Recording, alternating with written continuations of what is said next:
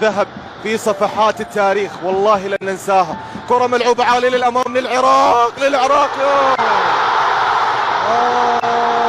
يقول كوفاتش ماذا يقول؟ هل يحتسب الهدف أم يلغى؟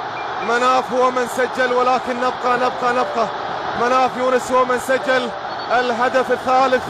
نبقى مع الفار، أنا في حلم ولا في علم؟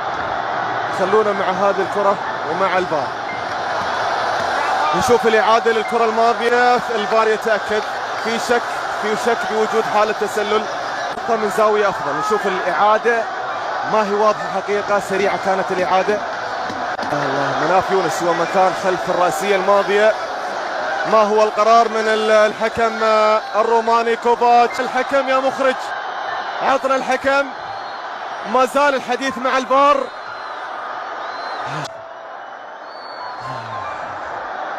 كوفاتش وين صافرتك؟ وين يا رب؟ ركلة حرة غير مباشرة لصالح منتخبنا الوطني وحالة تسلل. يا رب دعواتكم. ماذا يقول؟ هدف للعرب، هدف عراقي ثالث، وبالتالي يعتمد هدف اللاعب مناف